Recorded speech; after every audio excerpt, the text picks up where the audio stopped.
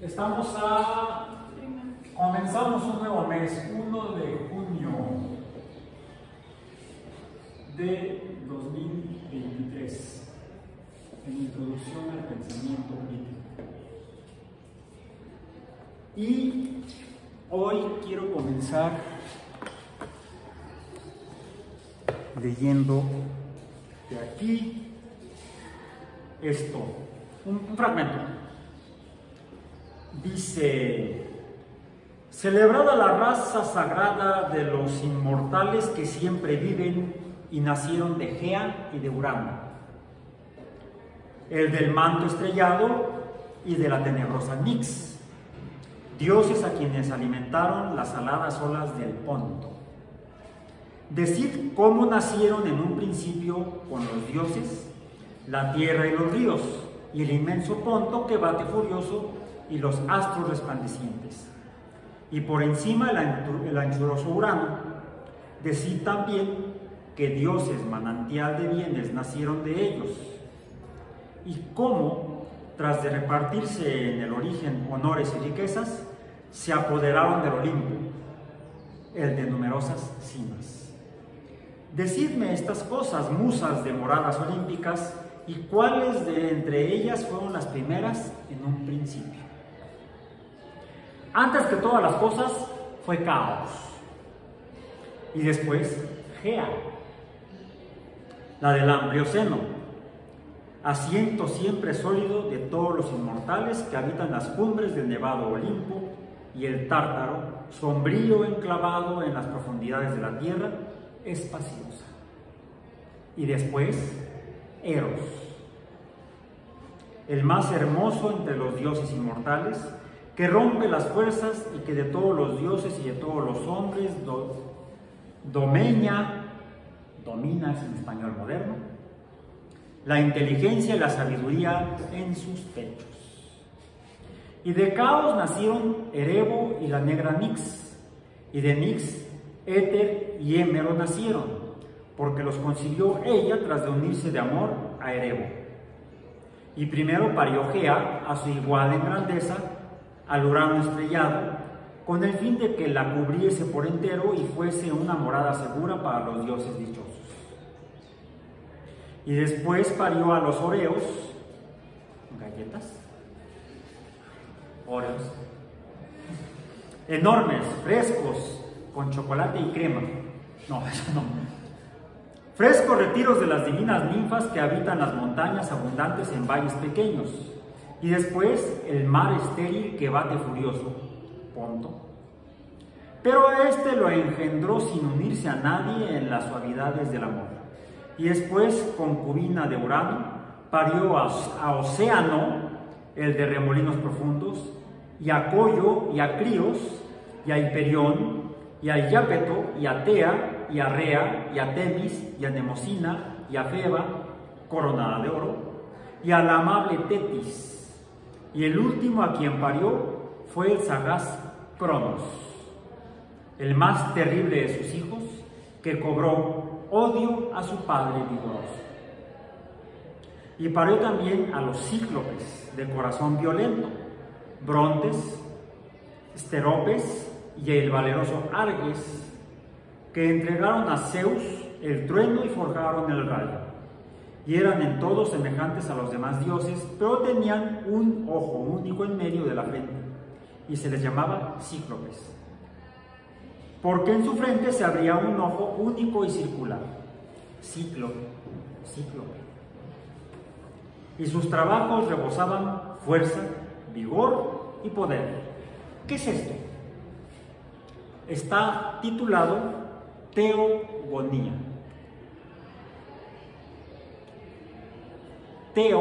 Teón, dioses, gonía, gonos, de ahí viene, ¿mande? No, bueno, que no habría. De ahí viene, se va deformando y luego viene ginecos. Por ejemplo, los médicos que atienden a las mujeres son los ginecobstetras. el estudio de la fisiología y la medicina de la mujer es la ginecología. Y las mujeres son las que dan el nacimiento a los hijos y a las hijas, a las personas humanas. Según la RAE, gonía es la célula que origina los elementos sexuales. Pero los griegos no conocían las células, eso es muy moderno. ¿No puede estar modificado de que en este caso es el origen de los dioses? Quita la célula y entonces es lo que da origen. La genealogía. La genealogía de los dioses, el origen de los dioses. La teogonía es el origen de los dioses, de acuerdo a cómo lo narraban en la región de la península del Peloponeso, más bien el mar Egeo, entre lo que ahora es Turquía, déjenme ver si estoy en el nombre, lo que ahora es Turquía, la península turca, y la península del Peloponeso, donde se desarrolló el pueblo helénico, o Elas, o los elegidos, los griegos. Es la descripción del nacimiento de los dioses griegos. Los dioses, entonces, es el corpus, la explicación de las creencias religiosas de los griegos. La religión griega. Religio, no me traje el libro donde viene esta explicación, luego lo vemos. Repasen el libro, los textos, si no luego lo vemos, de Ciencia sin Seso, de Marcelino Cerejido. Ciencia sin Seso, locura doble, por Marcelino Cerejido. Lo he traído, ¿sí? Lo traigo a la próxima sesión. Origen de los dioses. No solamente los griegos han tratado de explicar el origen de ellos mismos, del pueblo griego, de dónde salieron, pues de los dioses. La primera fue Gea, todo surge de Gea. Gea, ¿quién era Gea? La tierra, de ahí Gea, la geología es el estudio de la tierra. La geografía sería la descripción de la tierra y la geometría sería la medición de la tierra, etimológicamente hablando. Origen. Movámonos, cambiémonos de continente. Por ejemplo, eso sería Eurasia, ¿no? Porque es Turquía, bueno, las tierras turcas actuales y las tierras griegas actuales. Por cierto, viene un prólogo en este es el de, les voy a hacer el anuncio aunque no me lo paguen, editorial Porro, y del año de la canica. Bueno, mejor me callo si me va a tocar Tina, porque este ejemplar, no recuerdo si era de mi hermano o de mi esposa. Ya está amarillo, viene el tiempo de los griegos. no tanto. Tiene un prólogo o introducción, bueno, prólogo, muy interesante, que presenta la obra para la interpretación de la obra, interpretación tanto literaria como, llamémosle, teológica o mitológica. Mitología sería el estudio de los mitos, o sea, de las mentiras. No, esto es una religión, la religión de los griegos, las creencias de los griegos en cuanto a cómo creían que había surgido, cómo interpretaban que había surgido el mundo y ellos mismos. Y aquí menciona el autor José Manuel Villalaz algo interesante, que ese pueblo o esos pueblos que han habitado esas tierras siempre han tenido cierta escasez de recursos naturales. No es una tierra muy fértil. Han sido pobres. Actualmente Grecia es uno de los países más pobres de Europa. Y aparte lo empobrecen. Ha sido invadido, fue invadido por los persas en tiempos antiguos. En el siglo XX fue invadido por los alemanes, por el ejército nazi, invadió Grecia. Antes los invadieron los británicos y se llevaron una buena parte del Partenón. Una parte del Partenón está en el Museo Británico. Y luego, porque son pobres, los han empobrecido también. Hablando de otras tierras, también penínsulas, también ligadas al mar, ahí habla de los océanos, ¿no? De Urano. Otro pueblo relacionado en una península, por lo tanto relacionada con el mar, donde este es un poco diferente. Bueno, otra cosa es, los textos originalmente habían estado en griego. Cuando fueron textos, originalmente fueron narraciones orales, finalmente fueron registradas. Supuestamente, bueno, se asume que fue Hesíodo quien terminó escribiendo la Teogonía. En otras tierras, en otro continente, otros pueblos tenían sus propias interpretaciones de la naturaleza.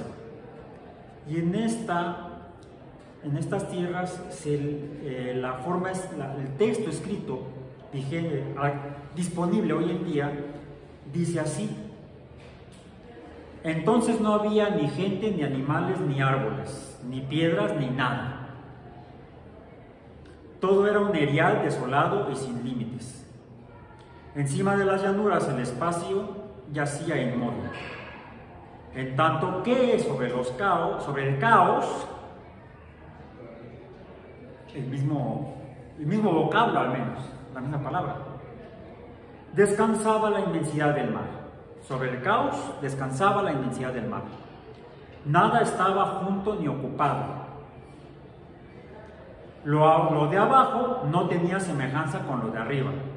Ninguna cosa se veía de pie. Solo se sentía la tranquilidad sorda de las aguas, las cuales parecía que se despeñaban,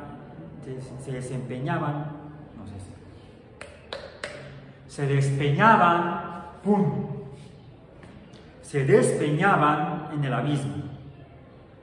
En el silencio de las tinieblas vivían los dioses que se dicen Tepeu, Gucumatz y Huracán.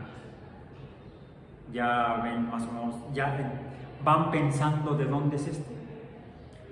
Cuyos nombres, déjame terminar una parte y ahorita nos spoileas.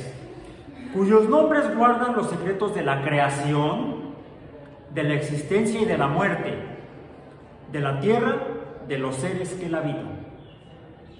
Cuando los dioses llegaron al lugar donde estaban depositadas las tinieblas, hablaron entre sí, manifestaron sus sentimientos y se pusieron de acuerdo sobre lo que debían hacer. Pensaron cómo harían brotar la luz, la cual recibiría alimento de eternidad. La luz se hizo entonces en el seno de lo increado.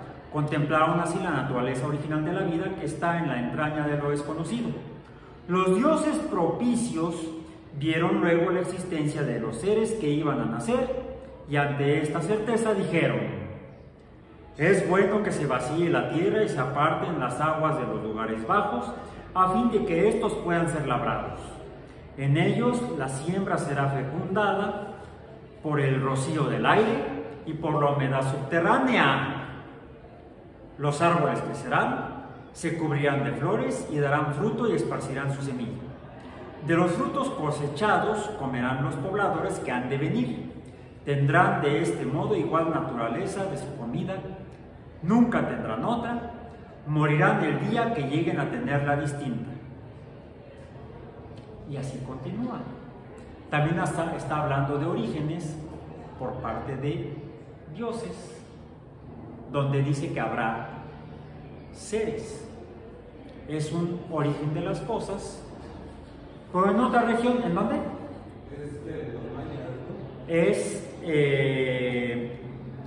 Esto es la forma. ¿Dónde? Bueno, Popol Vuh es guatemalteco, según yo. Bueno, ubiquémonos. Sí, los textos actualmente disponibles se recogieron finalmente en la zona de Guatemala, en la región de Guatemala, en el Quiché. Bueno, eso no es que yo sepa mucho, es que aquí lo leí. Tiene también un prólogo por parte de Emilio Abreu Gómez, que es el autor. Dice: las leyendas del Popol Vuh contadas por Emilio Abreu Gómez, octava edición, bla bla bla, y dice: el Popol Vuh es uno de los más valiosos ejemplos de la literatura indígena primitiva de América. Y lo que nos describe aquí Emilio Abreu es que de manera similar a lo que ocurrió con la interpretación griega de los orígenes, o fueron inicialmente tradiciones orales que luego las recogieron los nativos de los diferentes pueblos mayas, no sabemos desde cuándo, pero que habitaron toda la región que va desde el istmo de Tehuantepec propiamente hasta el istmo de Panamá. Toda esa región, no llegando a lo que ahora sería Colombia, que Panamá y Colombia eran un solo territorio en tiempos de la ocupación española. Todo ese territorio entre Panamá y el istmo de Tehuantepec, en esa región se desarrollaron grupos étnicos asociados, biológicamente ligados, genéticamente ligados, que son conocidos como los pueblos mayas. Son muy parecidos biológicamente, étnicamente, culturalmente, aunque hay diferencias locales. Y de esa manera también hubo a lo largo del tiempo algunas transformaciones por la interacción de esos pueblos que compartieron ideas, compartieron visiones, compartieron pensamientos y compartieron interpretaciones de la naturaleza, compartieron religiones, con algunas modificaciones muy locales. De hecho, cuando uno estudia la historia de México, tiene que estudiar la historia maya y meterse incluso en la historia maya más allá de Chiapas. Tiene uno que recordar que hubo un gran desarrollo de la cultura maya en lo que es el istmo de Centroamérica, en Guatemala, en Honduras. Se va diluyendo, yendo más hacia el sur, hasta que se llega a Costa Rica y Panamá. Ahí ya no fue tan grande la presencia, al menos de un desarrollo notable de cultura de pueblos mayas. Ahora, toda esta cultura maya que hubo pueblos que se agruparon, construyeron ciudades, como sucedió en Asia, en Mesopotamia, construyeron sus propias ciudades con base en sus propias creencias. Comenzaron principalmente las más antiguas registradas, hasta donde, si no estoy equivocado, y si estoy equivocado me corrigen después, se desarrollaron cerca de la costa del Pacífico, digamos que en lo que ahora es el territorio de Chiapas y Guatemala. Tuvieron sus fundaciones, sus crecimientos y sus decaimientos. Y fueron siendo sustituidas estas ciudades-estado, como en la península, bueno, así como en la región Egea, la región griega, porque no solamente fue en la península del Peloponeso, en lo que ahora es Grecia, sino también en las islas de esa región del Mediterráneo, e incluso en las costas de lo que ahora es Turquía. Ahí se desarrollaron los pueblos griegos. Grecia, vamos a decir, no solamente estaba en Grecia, sino también en Turquía. ¿Sí? Los pueblos helénicos se desarrollaron en toda esta región, de manera similar a lo que sucedió con los pueblos mayas. Y surgía una ciudad, crecía y decaía, y luego quizá migraban, u otros pueblos se juntaban con ellos, u otros independientemente construían sus propias ciudades que crecían y decaían. Y tenían conflictos entre ciudades, porque todas ellas tenían el mismo tipo de estructura social y política. Eran ciudades-estado. La cultura maya se desarrolló a partir de ciudades-estado, como sucedió igual en esa región de Eurasia, del norte del Mediterráneo. Incluso la cultura griega llegó a influir al norte de África, en la región más oriental del Mediterráneo. Y es donde cae la última parte de la cultura griega, ya en tiempos del Imperio Romano. Bueno, regresemos a esto. Bueno, pues también no sabemos cuándo surgieron estas ideas, no sabemos quiénes las recogieron originalmente dentro de los pueblos mayas, porque cuando llegaron los europeos, a partir de 1492 y años subsecuentes, primero a las islas del Caribe y luego al norte de Sudamérica y luego a Centroamérica y la costa del Mar Caribe, a donde habían habitado los mayas, todas las grandes culturas mayas habían decaído. La cultura maya como tal, vamos a decir, lo más floreciente de la cultura maya ya no existía cuando llegaban los europeos. A grado tal que los entonces pobladores de la región no podían completamente interpretar todo lo que habían construido sus ancestros. Quedaban algunos grupos de gente que sí leía los glifos mayas. Y estos los transmitieron principalmente a religiosos españoles, que son los que recogieron esas tradiciones y les encargaban a nativos mayas que por favor se los pasaran al español, principalmente, ya ni siquiera latín. Se hicieron traducciones al español, que es lo que dice en el prólogo Emilio Abreu. Dice aquí, por ejemplo, la interpretación,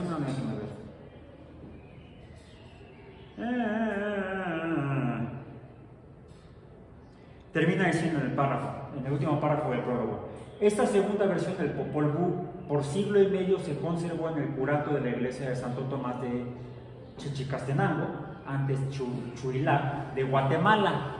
Lo descubrió a principios del siglo XVIII el padre Francisco Jiménez.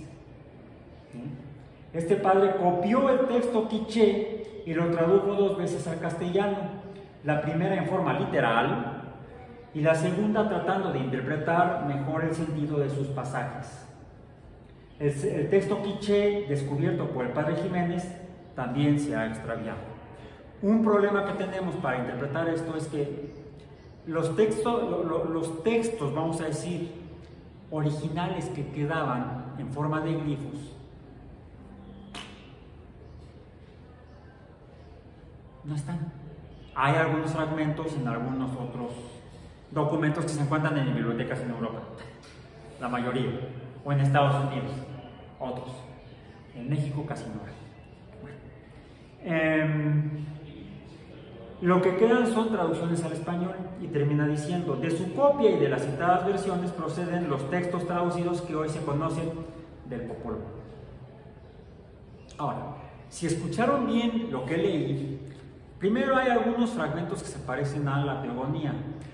La teogonía a que tenemos acceso hoy en día también presenta un problema similar al Popol Vuh, que no es el texto griego original de Hesíodo, sino que son traducciones al latín y luego a otros idiomas, hechas por la cultura que ha imperado en el mundo, sobre todo occidental, después de la caída del Imperio Romano. De hecho, en parte contribuyó a la caída del Imperio Romano, la cultura cristiana. Entonces, cuando uno lee estos textos, sí nota cierta similitud con otro texto. Que me voy a permitir leer ahorita, un fragmento también. También del principio, y vamos a notar algunas similitudes. En el principio, cuando Dios creó los cielos y la tierra, todo era confusión y no había nada en la tierra. Las tinieblas cubrían los abismos mientras el Espíritu de Dios aleteaba sobre la superficie de las aguas. ¿A qué se parece? Al Popol Vuh. ¿Sí? Se parece más al Popol Vuh que a la teogonía. Sí, bueno, estos 3 textos hablan de un origen. En todos está involucrada la figura teísta, o sea, de dioses. Dijo Dios: haya luz, y hubo luz. Dios vio que la luz era buena y separó la luz de las tinieblas. Y se parece más al Popol Vuh. El problema del Popol Vuh es que está muy influido por este texto. Finalmente fueron frailes españoles los que terminaron haciendo las traducciones e interpretaciones de los textos originales que recogieron de los nativos del Popol Vuh. Entonces quizá le pusieron de su cosecha. Dijo Dios: haya una bóveda en medio de las aguas para que se separen unas aguas de las otras. Hizo Dios entonces como una bóveda y separó unas aguas de las otras, las que estaban por encima del firmamento de las que estaban por debajo de él. Y así sucedió. Dios llamó a esa bóveda cielo y atardeció y amaneció. Fue el día segundo. Ya me perdí del día primero. Aquí está. Dios llamó a la luz día y a las tinieblas noche. Atardeció y amaneció el día primero. Sí, ya se me había olvidado el día primero. No, es el día primero de junio. Lo que no hice de qué mes fue. Bueno. Dijo Dios: júntense las aguas por debajo de los cielos en un solo depósito y aparezca el suelo seco. Y así fue. Y Dios llamó al suelo seco tierra y al depósito de las aguas mares. Y vio Dios que esto era bueno. O sea, esta frase se va repitiendo, como también aparece en los textos disponibles actualmente del Popol Vuh. Entonces, hay algunos elementos literarios de este texto que en realidad viene a su vez de otro texto. Este texto está en el llamado Génesis, salud. Jesús te diría en otro lugar. Gesundheit. ¿Saben lo que es Gesundheit? Salud. En alemán. El libro del Génesis, que está en el que la gente conoce en México como la Biblia, que originalmente viene de otro texto hebreo, de la religión judía, de la religión de los judíos, que es el conjunto de textos sagrados de los judíos, que son entre otros la Torah, y hay otros porque yo no sé mucho de eso, porque no lo he estudiado tanto, porque tampoco sé. No, yo vengo de la tradición cristiana, no de la tradición judía. Bien, bueno, ok.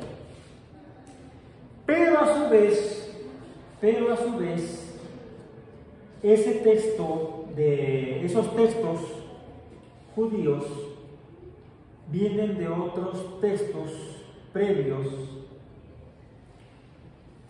de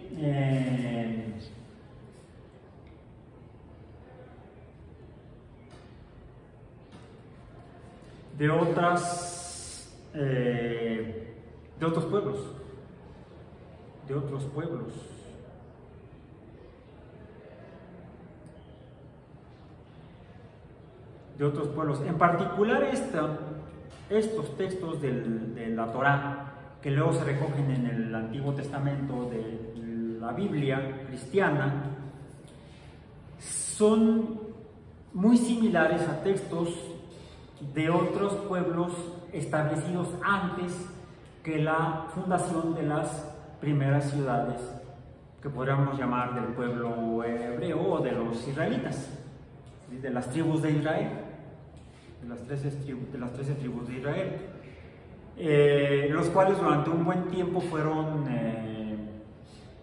nómadas, ¿sí? Nómades 13 pueblos. 13 pueblos judíos,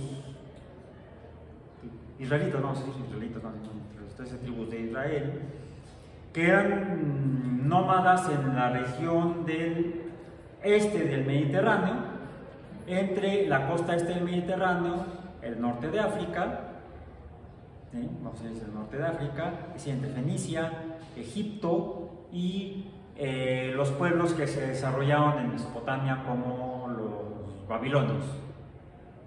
De hecho, estuvieron moviéndose por ahí. Y en Babilonia, en esa región donde estuvieron los asirios, los babilonios, los sumerios, compartieron creencias como lo hicieron los atenienses, los espartanos,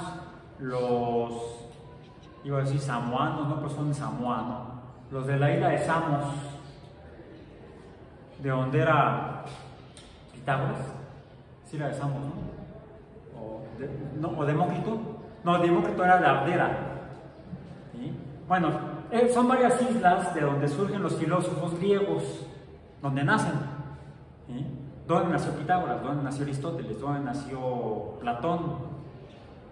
Aristóteles, Pitágoras, Platón. ¿Mande? Sí, samoanos. Mira tú, ¿es samoano de Samoa o de Samos? Del día de Samos. Océanos diferentes, el Atlántico y el Pacífico. Qué cosas, ¿no? Hablando de egipcios. Horus.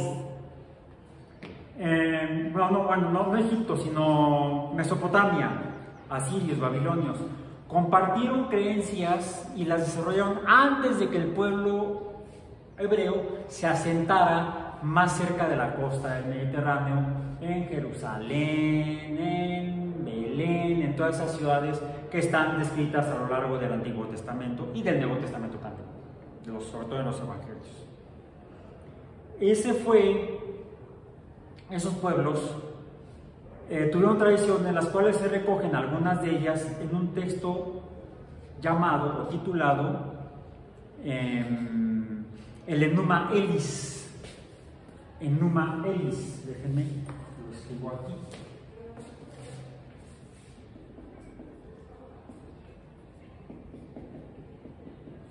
Que es de aproximadamente el 3100 antes de nuestra era. A algunos les choca que se ponga así, otros le ponen AC y DC, corriente alterna, corriente directa, antes de Cristo, después de Cristo. No, perdón, no es el 3100. Es mayor a AC. Déjenme corregir. Después que lo copié mal. Es mayor, más antiguo que 3100 años A. O sea, hace más de 3100 años está fechado que se recogió en tablillas de arcilla en Mesopotamia, el Enuma Elis, donde un párrafo dice, tengo por ahí el libro metido, pero no lo voy a sacar, lo tengo en digital, dice: Tiamat, la diosa dragón de las aguas saladas, y su consorte, Apsu, dios del agua dulce, representan la idea de caos que precede a la forma y el orden que son el cimiento en que se funda la civilización. Tiamat y Apsu son los padres de todos los dioses y diosas de Babilonia. Y luego sigue, y hay otras aventuras, y hay de un héroe, que luego se parece a Hércules, pero pasa por aventuras que se parecen a las de Noé. Hay una gran inundación. Todo eso está en el Enuma Elis.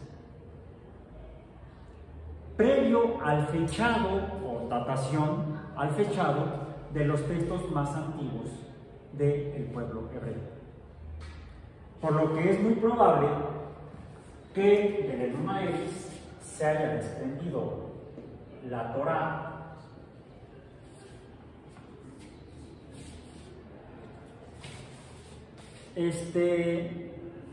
también es del orden de 3300. Alguien diría,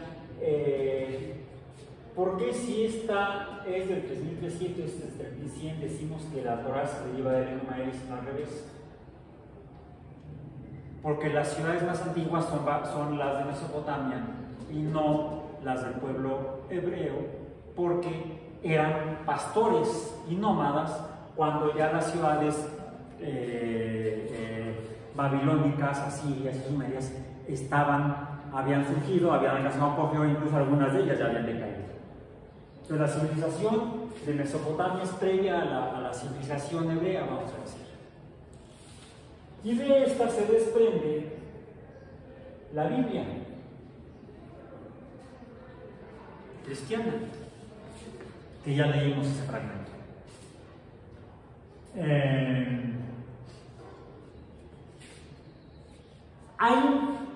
Hay un documento que surge también más o menos por aquí, similar, que son las Gatas, con TH. Este es del 3200, y también lo vuelvo a poner aquí, aunque es de 1200 me lleva al 3300, porque ese está ubicado también en la zona de Persia, donde dice, se lee en un párrafo: solo hay un Dios sabio, Ahura Mazda, creador, soporte y promotor del cosmos, la iluminación divina, Saraosha, revela muchas facultades divinas que llevan a la comprensión de los principios que forman el cosmos y un universo ordenado. En cambio, lo que sí sabemos que es posterior, por acá, es la teogonía.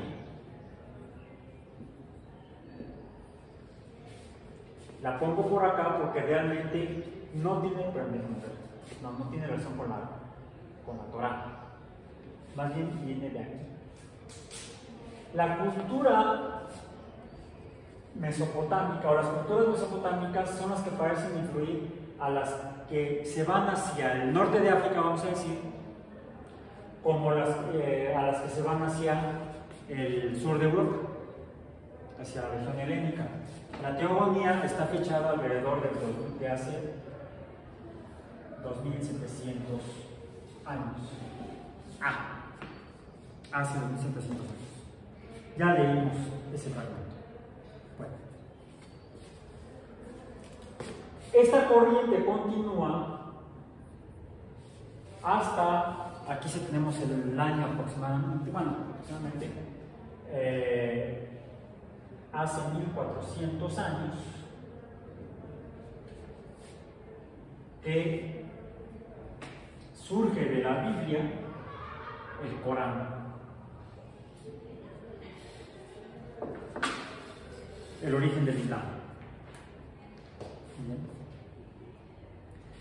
Por otro lado, en otra región del mundo, esto es en Eurasia, ¿no?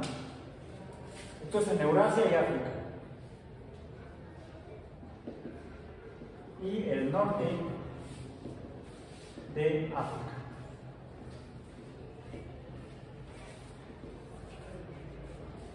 Por otro lado tenemos en la costa del Pacífico asiático, tenemos hace cerca de 1300 años,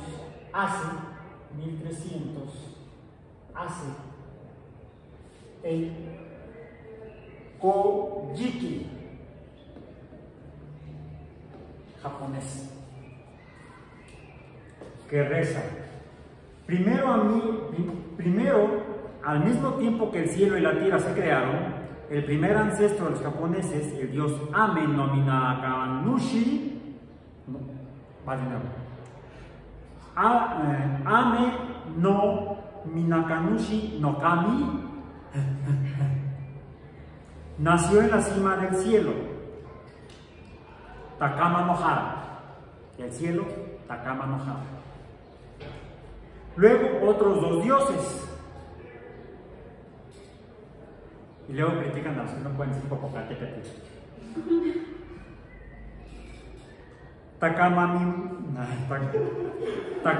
Takamimusubi no Kami y Kamimusubi no Kami.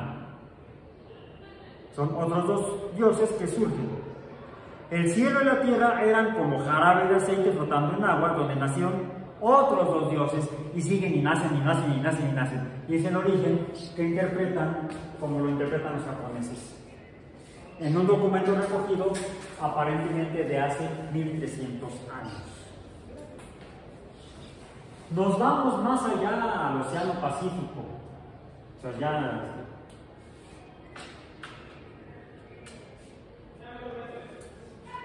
nos vamos al Cumulipo.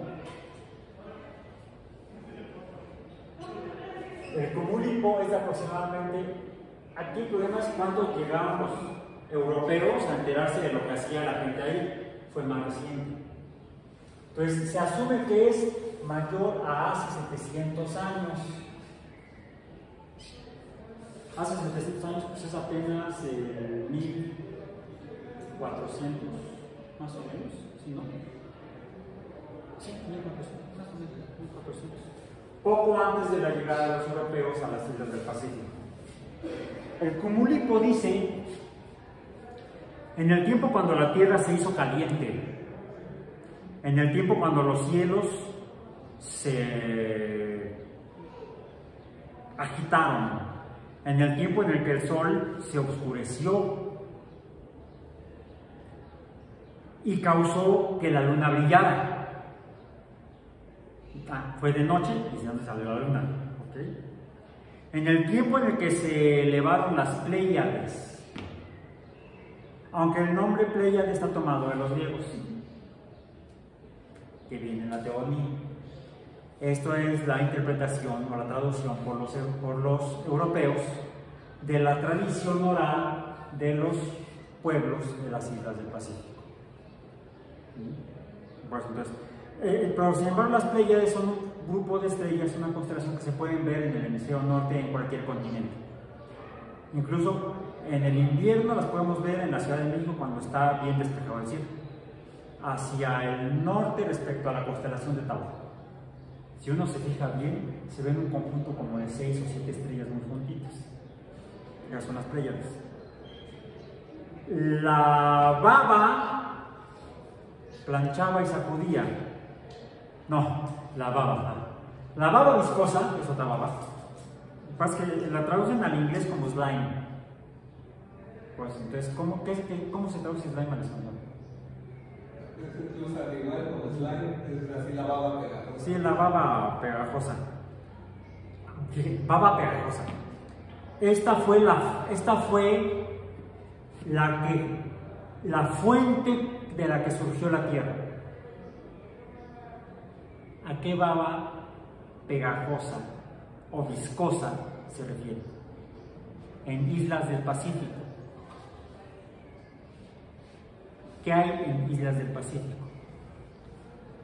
¿La baba qué?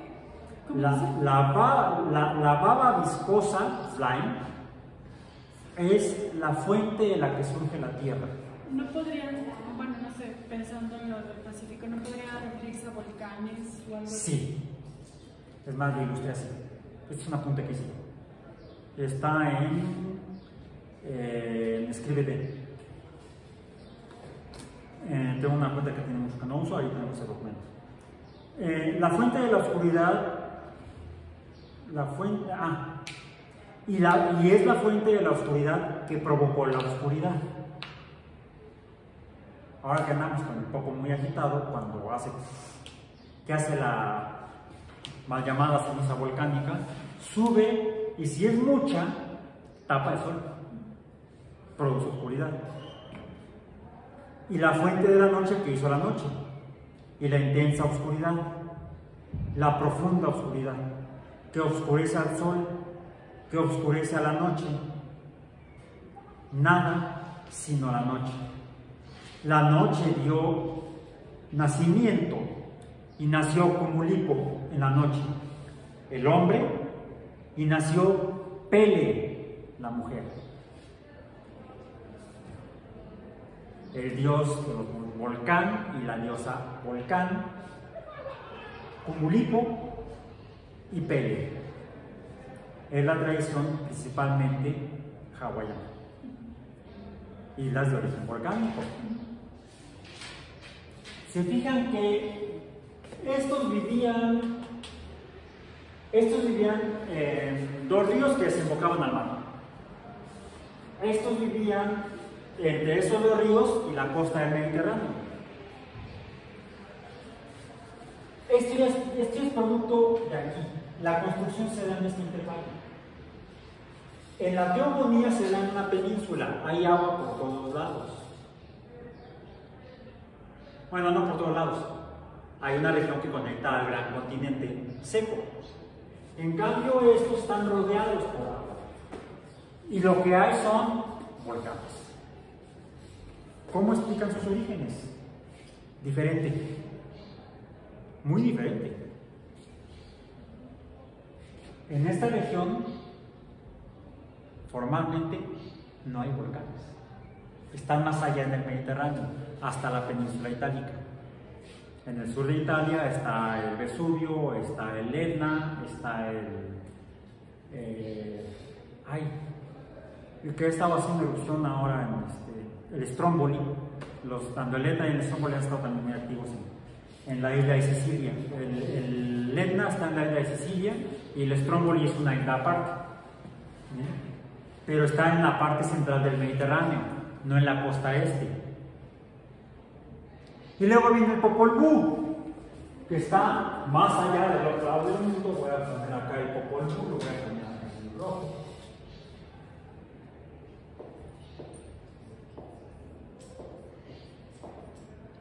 Que en el Popol Vuh no se mencionan volcanes tampoco. Pero por la cultura también hay conectividad o hay cercanía con el agua. Sí, hay mucha agua. Hay mucha agua y algo que sí dice debajo de la tierra, que son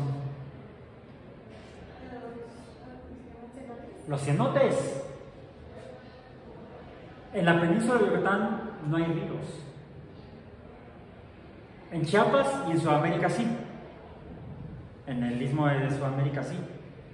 Pero geológicamente la península de Yucatán, su origen es muy diferente al resto de esa región del territorio maya. Sí llega a haber volcanes, bastantes. Me llama la atención que no se describan volcanes en el Popol Vuh. Pero quizá porque en la península ibérica, en donde está la mayor parte del territorio español hoy en día, y en tiempos antiguos también, salvo luego las colonias, las provincias, vamos a decir, en ultramar, lo que en España no hay volcanes.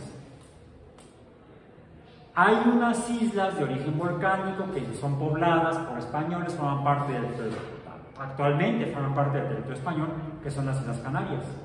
El año pasado o el antepasado estuvo en erupción el volcán Cumbre Vieja durante varios meses. Pero eso no influyó, sino hasta tiempos recientes, en la cultura española. No en la cultura española antigua, no en los que llegaron a la Nueva España, no en los que llegaron a convivir con los descendientes de la cultura maya, no los frailes españoles. Sí, pasaban por las Canarias antes de venir a América, pero la actividad de los volcanes en las Canarias es sui generis, no es tan notable ni tan frecuente como es en Hawái y como es en el resto del continente norteamericano, donde tenemos volcanes activos en Alaska, fíjense que es curioso que en Canadá, en este pedazo de Canadá de la costa del Pacífico, casi no ha habido actividad volcánica últimamente, ha habido actividad sísmica y mucha. Los dos sismos más grandes registrados en este continente se han dado uno en Chile, magnitud arriba de 9, y en Alaska, Canadá, en 1964, magnitud creo que fue de 10. Y aquí se quejan por los de 6, por favor. ¿Uno de 10? No quiero. No quiero ser el Popol Vuh está fechado aproximadamente más antiguo que hace 300 años. Pues sí, debe ser mucho anterior, pero el registro es del periodo de la Nueva España. ¿Sí? Y que la Nueva España llegaba hasta Costa Rica. La Nueva España iba desde el norte de California hasta el sur de Costa Rica. Todo eso era la Nueva España.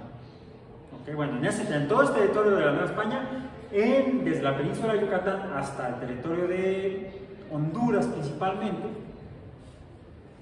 se desarrolló la cultura maya, donde se profesó esta religión. Bueno, esas son las explicaciones basadas en las tradiciones culturales. ¿Cuál es la buena? ¿Cómo se formó el mundo? ¿De dónde salió la humanidad?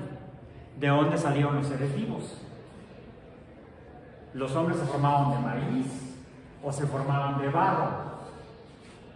¿O fueron zurrados por los dioses? ¿O fueron producto de erupciones volcánicas? Hay otra forma en la que lo podemos tratar de interpretar, que curiosamente surge de esta cultura, de la cultura griega. Ahí poco a poco, a tropezones. Bueno, actualmente podemos leer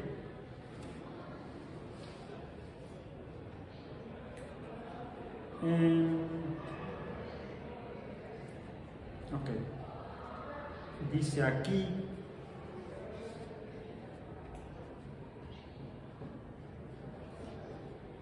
En efecto, como la gravedad da forma al espacio y al tiempo, permite que el espacio-tiempo sea localmente estable, pero globalmente inestable. A escala del conjunto del universo, la energía positiva de la materia puede ser contrarrestada exactamente por la energía gravitatoria negativa, por lo cual no hay restricción a la creación de universos enteros. Habría que leerse, echarse todo lo que está antes, ¿no? Estoy leyendo casi el final del libro. El gran diseño, por Stephen Hawking y Leonard Lodinow. Pero apela a la gravitación desde el concepto newtoniano hasta el concepto einsteiniano, la teoría de la relatividad general, que es donde Newton describe cómo se comporta la fuerza de gravedad, la interacción entre cuerpos astronómicos y lo que da lugar a los cuerpos astronómicos, como las estrellas, como las galaxias, como quizá el universo en su conjunto, no lo sabemos, pero sí ayuda a entender cómo se forman las estrellas y los planetas, por qué están unos en una posición y otros en otra y se mueven como se mueven. Pero no dice por qué. La ley de gravitación universal de Newton no dice por qué se mueven así, simplemente dice se mueven así. Es la teoría general de la relatividad de Einstein, publicada en 1915, la que finalmente dice ¿por qué? Porque la masa que está descrita en la ecuación de Newton, lo voy a poner en amarillo aunque no se note, simplemente para distinguirla. Según Newton, 1687, lo que da lugar a la formación de estrellas es la fuerza gravitacional, que es proporcional, y voy a ponerlo más cercano al modelo newtoniano, no voy a meter aquí a Cavendish, es la constante, es proporcional al producto de las masas entre el cuadrado del radio en el cual se mueve una masa alrededor de la otra. ¿Okay? Es Einstein quien en 1915 describe en la teoría general, o la teoría de la relatividad general es al revés, la teoría de la relatividad general, es en esta en la que dice que las masas deforman el espacio. Mientras más masa, mayor la deformación en el espacio. Y eso es lo que provoca que una masa se vaya encima de la otra, o se vayan una hacia la otra. Lo que provoca la fuerza de atracción. La causa es la deformación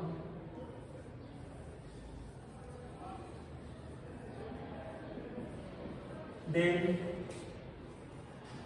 espacio-tiempo.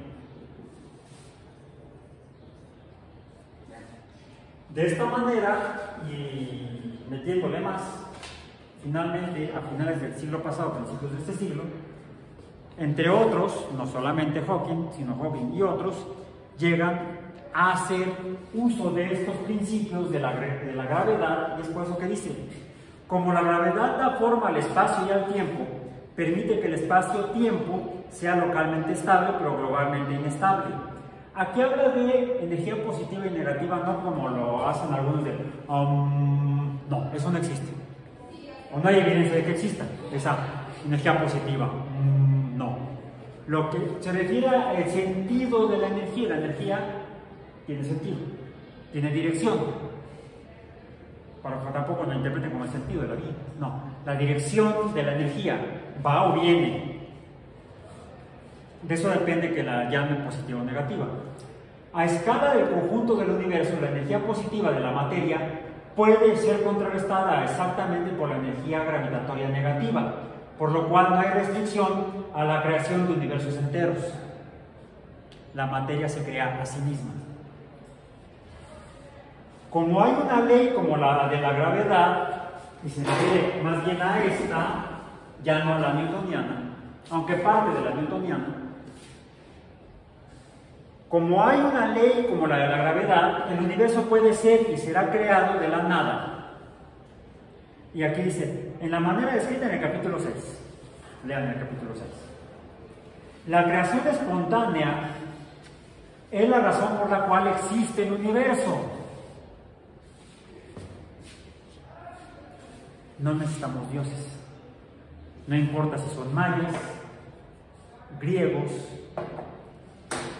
o mesopotámicos, babilónicos, judeocristianos, islámicos, no son necesarios. No hace falta invocar a Dios para encender las ecuaciones y poner al universo en marcha. Por eso hay algo en lugar de nada. Por eso existimos. Es otra explicación.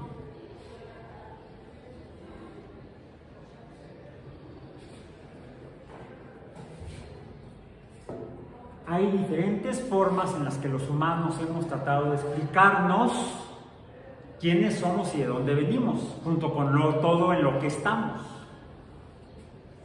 Pero si echamos mano del pensamiento científico, debemos sustentarnos en las evidencias. Y al menos en cuanto al origen de los humanos y el origen de la vida, tenemos propuestas. Inicialmente, la propuesta de Oparin en la década, hace 100 años van a ser, de la publicación de la teoría del origen de la vida por Alexander Oparin. No, esta es la edición de 1995.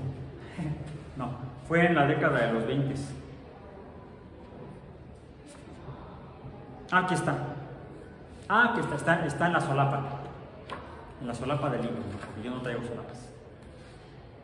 Bueno, mi chamarra está allá. Piensa ropas chiquitas. Dice: Alexander Ivanovich Oparin nació en Uglik, Rusia, todavía era Rusia, en el año de 1894 y murió en Moscú, Unión Soviética, el 23 de abril de 1980. O sea, era la Unión Soviética. No existía Rusia. Ahora lo que no existe es la Unión Soviética. En 1922, a la edad de 28 años, formuló en un comunicado a la Sociedad Botánica de Moscú sus planteamientos teóricos y experimentales sobre el origen de la vida, publicados en 1924, y desde entonces han sido la base de todo trabajo de este siglo para aclarar cómo aparecieron las primeras células en este planeta. Bueno, hasta aquí es hipótesis. La hipótesis de Oparin de cómo se origina la vida, para que sea una teoría que necesitamos. Tenemos la hipótesis de Oparin, 1924, ya publicada. Algunas de cuyos postulados obtuvieron evidencias en 1953, si no me equivoco, si no lo verifico en el año, en los experimentos de Stanley Miller y Harold Urey,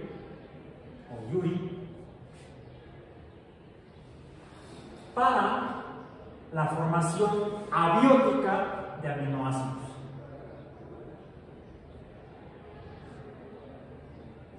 Materia prima fundamental para el origen de la vida. Entonces, esto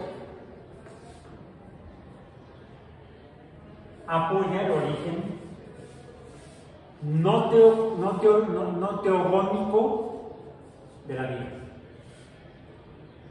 Sí es cierto, no hemos podido formar células, no hemos podido tener de manera abiótica ya no solamente aminoácidos, azúcares, carbohidratos y sacáridos.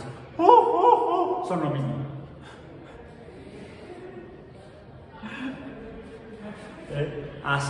Aminoácidos, azúcares, lípidos, bases púricas y pirimídicas y cadenas de ellos, polipéptidos, fragmentos de ácidos nucleicos, de manera abiótica. Y no solo eso, la observación astronómica ha logrado detectar en el espacio interestelar e interplanetario, sobre todo interestelar, en el polvo que está entre las estrellas, ha logrado detectar la presencia de este tipo de componentes. La materia necesaria para la vida existe en el cosmos sin la necesidad de figuras teogónicas. Entonces, podemos explicar por medio de la ciencia. Y fueron de maíz, fueron de barro. Bueno, los seres vivos, se explicaría su transformación paulatina por la verificada y por lo tanto teoría, no hipótesis, teoría del origen de las especies por medio de la selección natural. Título completo.